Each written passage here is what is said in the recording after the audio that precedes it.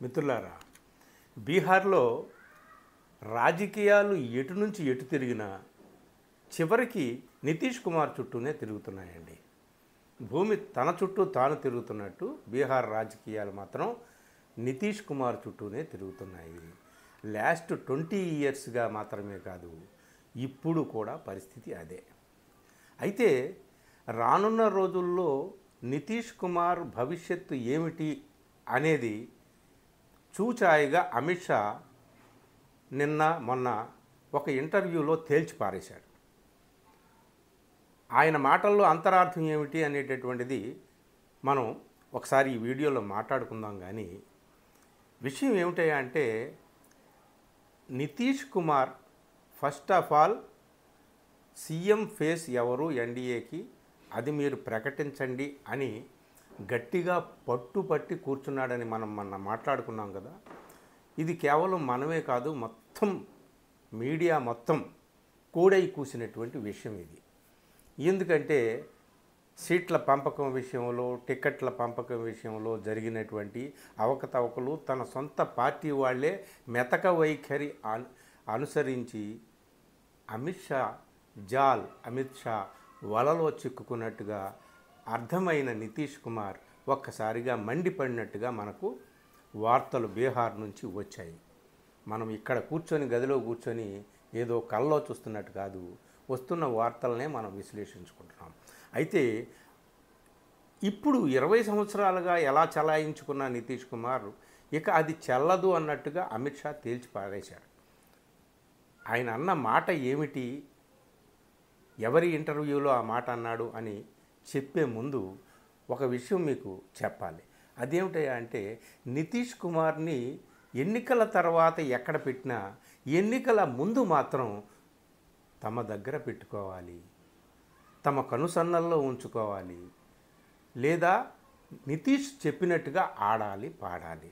ఇది బీజేపీ వారికి అత్యవసరం. ఈ ఎన్నికల అనంతరం ఆయనకు వచ్చేటటువంటి సీట్లెన్ని ఆ లెక్క ప్రకారం వాళ్ళు ఒక లెక్క వేసుకుంటారు, అది తర్వాత మాట. కానీ ఇప్పుడు మాత్రం బుజ్జగించాలనే నితీష్ని. అందుకని హుటిన అమిత్ షాతో పాటు అక్కడ బీజేపీ డిప్యూటీ సీఎం సమ్రాట్ చౌదరి, అలాగే అక్కడ బీజేపీ అధ్యక్షుడు దిలీప్ జైస్వాల్, ధర్మేంద్ర ప్రధాన్, అక్కడ బీహార్ బీజేపీ ఇన్ఛార్జి, వీళ్ళందరూ అమిత్ షాతో పాటు 4-5 ప్రధానమైనటువంటి బీజేపీ నాయకులు 15 నిమిషాల పాటు హుటాహుటిన వెళ్ళి ముఖ్యమంత్రి నితీష్ కుమార్ నివాసంలో 15 నిమిషాల పాటు చర్చలు చేసి బయటకు వచ్చేసారు. Only 15 minutes.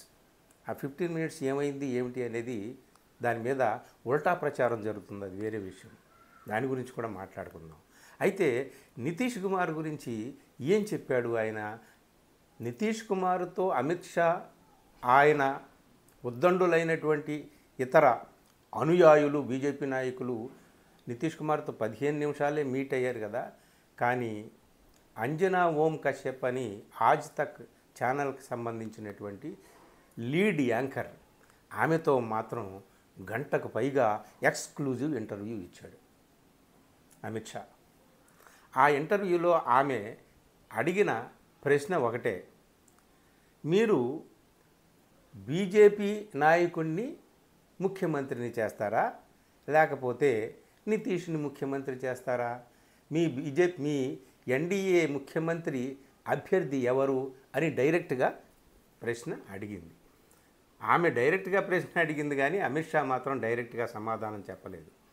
ఇది ఎన్నికల అనంతరం ఆలోచించాల్సినటువంటి విషయం. ఇప్పుడు ఎలా చెప్తాం? ముందు చునావుకు లడనేదో, ఎన్నికల్లో పోరాటం చేయనివ్వండి, ఆ తర్వాత చూసుకుంటాం అన్నాను. అయితే ఆమె వదలకుండా ఇంకో ప్రశ్న వేసింది, మీకు ఎక్కువ సీట్లు వచ్చినా సరే నితీష్ కుమార్ని ముఖ్యమంత్రిగా పెడతారా అని.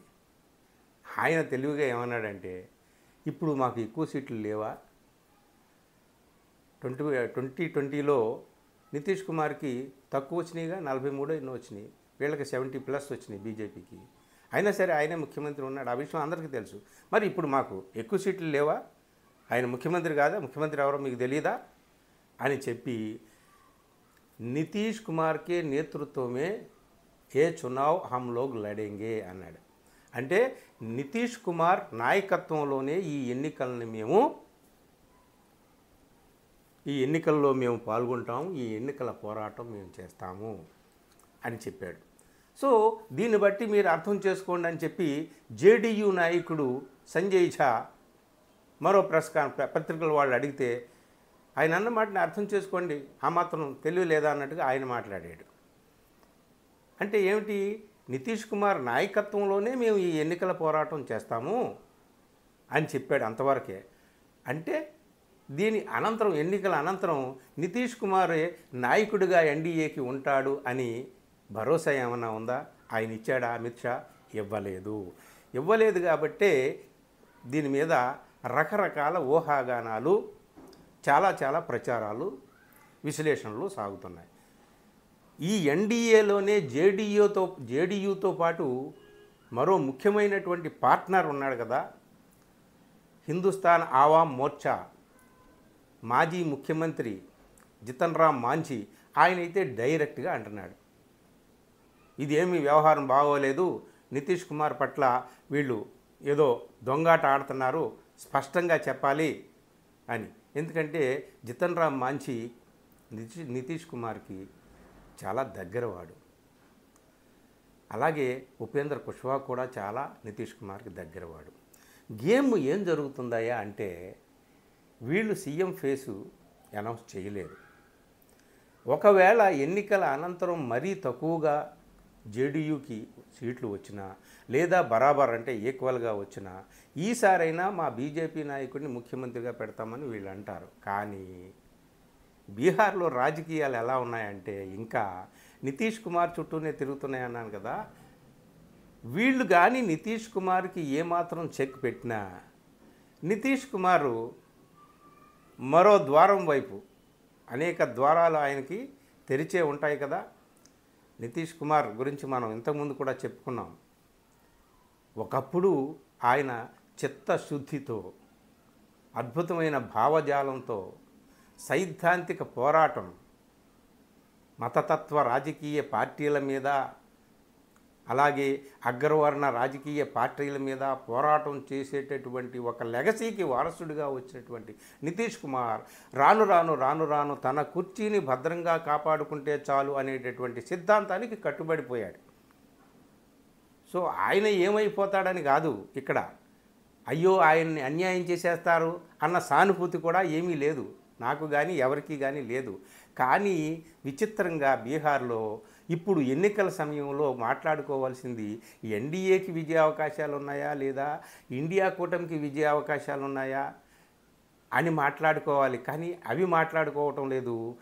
అలాగే ఇతర కీలకమైనటువంటి రాజకీయ అంశాలు కానీ, సామాజిక అంశాలు కానీ, ఆర్థిక అంశాలు కానీ వీటిని కూడా వదిలిపెట్టేశారు. కేవలం నితీష్ కుమార్ ఏంటి, వాట్ ఈజ్ నితీష్ కుమార్, ఏం చేస్తాడు నితీష్ కుమార్ చుట్టూనే తిరుగుతున్నాయి. అంటే బీజేపీ వాళ్ళు ఏమాత్రం కొంచెం అటు తిప్పి ఇటు అడుగు వేసిన నితీష్ కుమార్ విషయంలో ఆయన పోయి ఆర్జేడీతో చేతులు కలిపి అక్కడ ముఖ్యమంత్రి అయ్యేటటువంటి అవకాశాలు ఉన్నాయి. ఇంకా బీహార్లో నితీష్ కుమార్ చుట్టూనే రాజకీయాలు తిరుగుతున్నాయండి. ఇది నితీష్ కుమార్ని దాటి బయటికి వెళ్ళడానికి అవకాశం లేకుండా అక్కడ ఈక్వేషన్స్ ఉన్నాయి, పొలిటికల్ ఈక్వేషన్స్.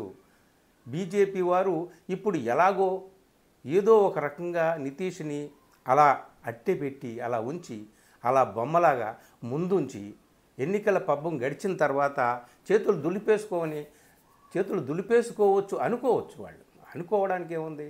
కానీ వాళ్ళు అనుకున్నట్టుగా నితీష్ని పక్కన పెట్టి తమ పార్టీకి చెందినటువంటి నాయకుడిని ముఖ్యమంత్రిని చేయాలంటే నితీష్ని డిప్యూటీ సీఎంని చేయాలి. నితీష్ ఒప్పుకుంటాడా? ఒప్పుకోడు. 20 సంవత్సరాలుగా సీఎంగా ఉన్నటువంటి మనిషి డిప్యూటీ సీఎంగా ఒప్పుకుంటాడో? ఒప్పుకోడు. పోనీ ఏ పదవి లేకుండా అలా ఉండమంటే ఉంటాడా? ఉండకపోవచ్చు. అప్పుడు నితీష్ కుమార్ పోయినా పర్వాలేదు మాకు అనుకోవడానికి చిరాగ్ పాశ్వాన్కి 29కి 29 వచ్చేయాలి. వీళ్ళకి బీజేపీ వాళ్ళకి కూడా 101లో తగుమోస్తరుగా దగ్గరగా రావాలి. అటు జితన్ రామ్ మాంఝీ, అలాగే ఆ, లోక్ రాష్ట్రీయ లోక్ మోర్చా ఉంది కదా, ఉపేంద్ర కుష్వాహా పార్టీ, ఆ party car, Jitan Ram Manjhi car, వీళ్ళందరూ కూడా తమతో పాటు ఉండాలి. కానీ వాళ్ళిద్దరూ కూడా నితీష్ కుమార్ మనుషులు. వీళ్ళందరితో కలిపి నితీష్ కుమార్ జెండా ఎత్తేస్తే వీళ్ళ పరిస్థితి ఏంటి? అక్కడ ఇండియా కూటమి నుంచి తేజస్వి, అలాగే లాలూ ప్రసాద్ యాదవ్ కూడా లోపాయికారిగా నితీష్తో టచ్లో ఉన్నాడని కూడా తెలుస్తుంది. ఇక్కడ ఈ బీహార్లో గుజరాత్ లాబీ చెల్లదు, గుజరాత్ లాబీ ఇక్కడ పనికి రాదు. అయితే నితీష్ కుమార్ లేదంటే తేజస్వి యాదవ్, వీళ్ళిద్దరిలో ఎవరో ముఖ్యమంత్రి అవుతారు, ఎవరో ఒకరే అవుతారు అని చెప్పి బీహార్లో అందరూ మాట్లాడుకుంటున్నారు. ముఖ్యంగా అటు రాష్ట్రీయ జనతాదళ ఆర్జేడీలో నాయకులు కూడా ఇదే మాట మాట్లాడుతున్నారంట. చూడండి విచిత్రం, ఎంత విచిత్రం అంటే బీహార్లో రాజకీయాలు నితీష్ కుమార్ని దాటి ఒక్క అడుగు కూడా ముందుకి వెళ్ళలేదు. పరిస్థితి అలా ఉంది. సరే, ఇక క్యాస్ట్ ఈక్వేషన్స్ ఆ మాటలు అలాగే వదిలేసేయండి. ఇప్పుడు ఎన్డీఏలో పార్ట్నర్స్ అందరూ, జేడీయూ నాయకుడు నితీష్ కుమార్ ఎవరు? బీసీ. జితన్ రామ్ మాంఝీ ఎవరు? ఎస్సీ. ఉపేంద్ర కుష్వాహా ఎవరు? బీసీ, చాలా స్ట్రాంగ్ బీసీ కమ్యూనిటీ. అలాగే చిరాగ్ పాస్వాన్ ఎవరు? ఎస్సీ.